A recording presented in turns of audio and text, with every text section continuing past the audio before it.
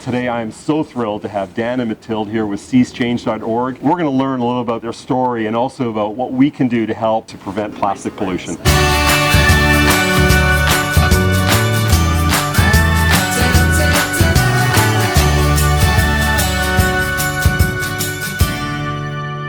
Let's start with just some introductions. Where are you from? How did you end up here? So we're from Australia. We're from a town called Cairns, or a city called Cairns. Quite different to what we see here in this part of the world. We have been working and studying in Australia as environmental managers, and recently we've been living in Canada on a working holiday visa. So you came to Canada to tour, but then something happened. I met Mathilde after she had just accomplished an amazing adventure. She kayaked from Juneau in Alaska down to Victoria, a trip that covered 2,042 kilometers. The original plan was to do the classic Australian thing and work, over the fall and then head up into the mountains to go skiing and snowboarding. But living in the Noose Bay, right in the center of the island on the east coast, it was impossible to not feel a draw back to the ocean. It was just incredible walking around in the marinas and just having discussions with people. We're going to stay here and work on a project for next summer. This cruise turned into something much more. Yeah, it certainly did. So once we realized the plight of many of the marine animals here as a result of marine pollution, we recognized that if we were going to take on an adventure like this and absorb all of the natural beauty, we should definitely contribute our efforts to preserve it and protect it. Seas Change is the name of the project that we came up with two other Canadian friends, and the idea is to reframe the face of adventure. So we often get told, or as young people in particular, I believe, often get told like it's the last chance to go and see a place before it's too late. That's not the kind of mentality we think people should approach holidays and adventure with. We recognize that we're really privileged to be able to go on these trips in the first place. So the message we want to send is, if you're able to do it, then give back in a positive way, whether that's socially or environmentally. And it's very fulfilling, rewarding, and a lot of fun. So we wanted to reframe the face of adventure, and in particular focus on marine debris when we were sailing around Vancouver Island. The first step was to talk about it, to engage with other people, which really set it in stone for us. As soon as we started telling people about it, it meant that we had to commit to it and follow through. And that networking led to our project partners, which was Kirsten Matheson and Nick Anau. Before even getting a boat, we continued to develop the project, really understanding what reframing the face of adventure means to us and what we would tell our audiences. Quickly that grabbed the interest of many people. And one person in particular, who was a lovely gentleman called Nick Simmons, who had just secured a boat at Point Roberts, a lovely Catalina 27, and he was very excited about the project, and he said that we could borrow his boat for 2.5 months. A lot of our training came from reading books, watching YouTube videos, and just talking to as many sailors as we could. We had a couple of sailing friends who would take us out on their boat and kind of hand over the reins. We engaged with the Bluewater Cruising Association, made some fantastic contacts through them. I did a diesel maintenance course as well as a petrol outboard maintenance course. And through that, I made a contact with Vector Yacht Services, which was one of our sponsors and sponsored us our tender and small outboard. Yeah, well, it was an adventure, and it was giving back to a very tight-knit community on Vancouver Island. So we knew that we wanted to, first of all, raise awareness of marine debris, of plastics in the ocean through public presentations.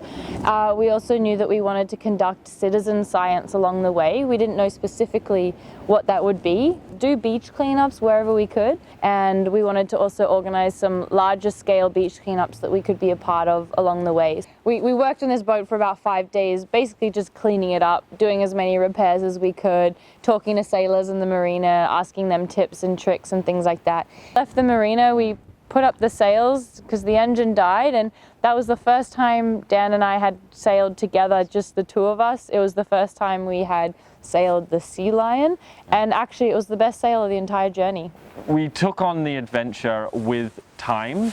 Yeah. We gave ourselves time, and the time was great because we could make mistakes and then hit the books, read the theory, ask questions, and move on with more information. But the West Coast was absolutely phenomenal. It's so hard to describe just the beauty of it, and how little how very little boats there are, because people are nervous about going over Cape Scott or through the Strait of Juan de Fuca, which is normal. They're to be respected. But we were in anchorages that looked like Desolation Sound, and wasn't another boat in sight. We would be sharing it with, harbour porpoise or dogfish. Yes, the specific spiny dogfish was one of the highlights amongst all of the other marine life. We saw humpback whales and grey whales, albatross, bald eagles, and just the experience of every day in the morning figuring out where we're going to go that night and that afternoon, not having like a very set in timeline, I guess. Each day was filled with great purpose because of our ambitions to do the citizen science and report back to all of the people that we were meeting along the way. One of the things we wanted to accomplish was education and awareness. So we actually spoke at about, over the course of before, during and after the trip, about 10 different venues, most of them schools, some primary, some high schools. One of the second things we wanted to do was connect and liaise with as many organizations on Vancouver Island who are doing something about this. And there's actually an incredible Vancouver Island marine debris working group. One of the main things that we've discovered here is when we introduce the topic of plastic pollution, not always, but very often people are already pointing the finger. And the message that we really wanted to reiterate to everybody is that if you are consuming single-use plastics yourself, you hold the same responsibility as anybody else who is consuming that plastic as well. I think that we saw exactly what we expected, which was marine debris on every single beach that we landed on. There are many beaches on the West Coast in particular where if you walk above the high tide line into the salal bushes or behind the large logs, you will find marine debris piled up to your knees, and sometimes even higher.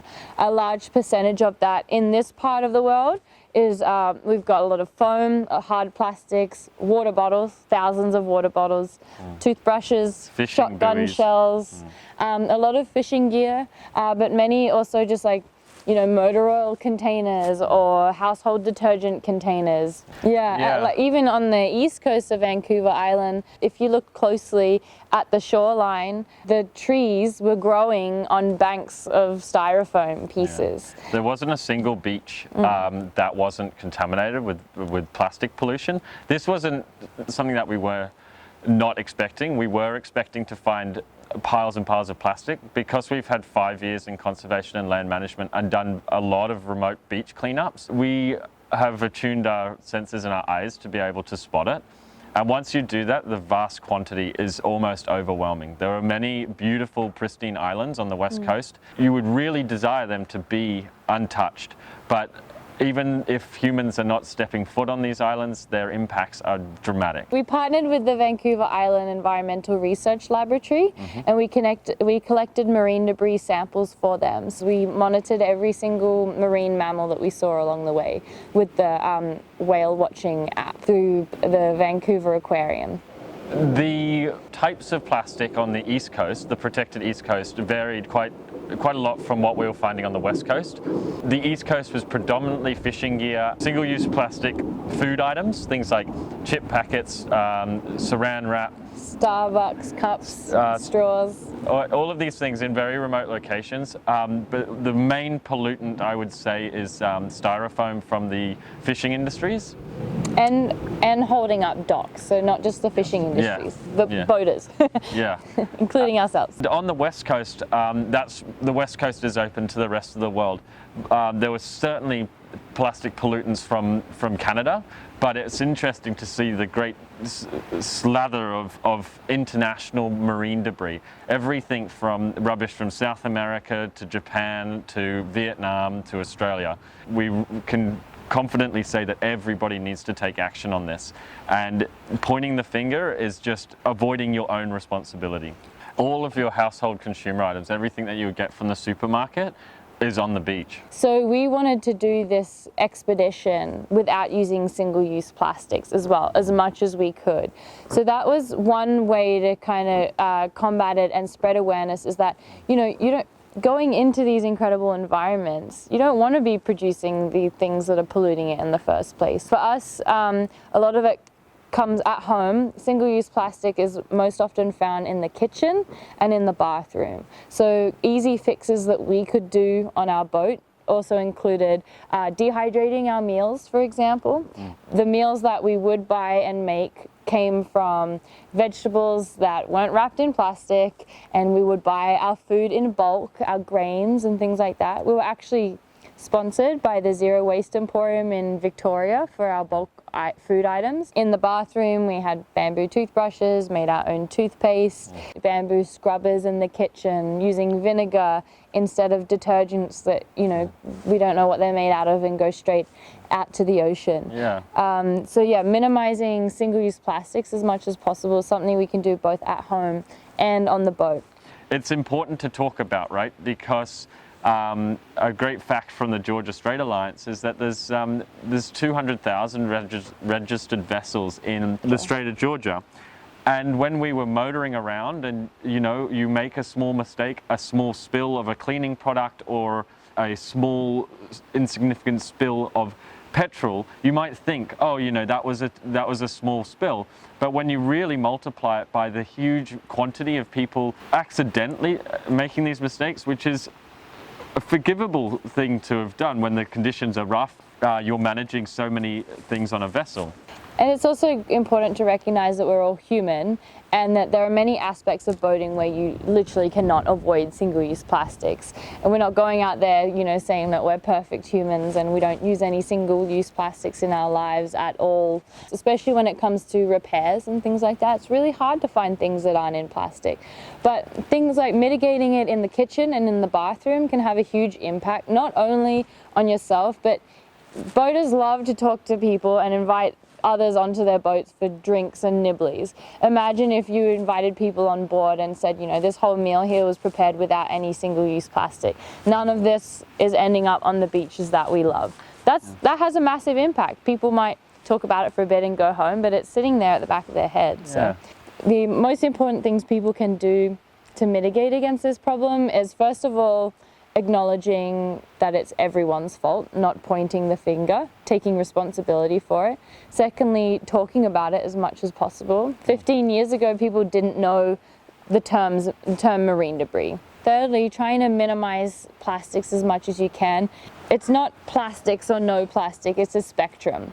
It's not about a handful of people doing single-use plastic-free living perfectly. It's about millions of people doing it imperfectly. I have a very positive story, and it was about some of the people that we met that are contributing their time, particularly the Rugged Coast Research Society. When we joined them on the south side of Brooks Peninsula, they brought their families with them.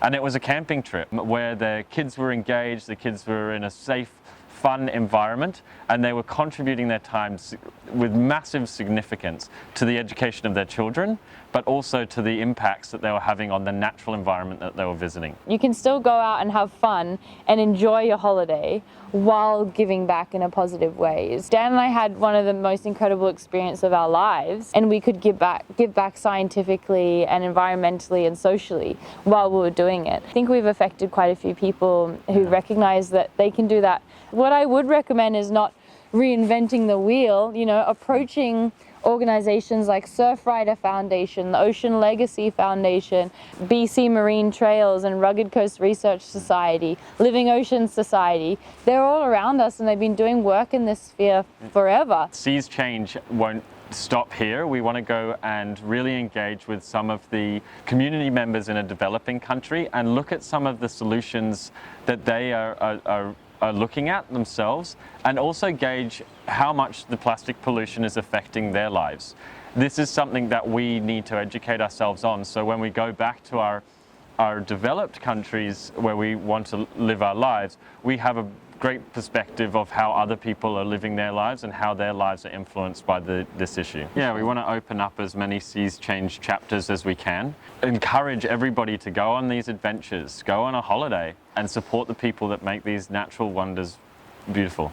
Dan, Mathilde, thank you so much. Thank you, first of all, for coming to Canada and inspiring us. We appreciate what you've done to help us create the ocean you love. Thank you very so much. much. Thanks for the opportunity. Hey, thanks so much for stopping by and checking out this episode about Seas Change and their trip around Vancouver Island. Definitely subscribe for more videos just like this. You will hear stories from boaters and ocean-friendly advocates from all around the world, all to help you enjoy boating and to protect the ocean that you love. Hey, if you have any ideas for future episodes, or if there's somebody you would like to see on the Green Boater TV, please let me know in the comments section below. Until next time, stay safe on the water and try to do your part to create the ocean you love. We'll talk to you soon.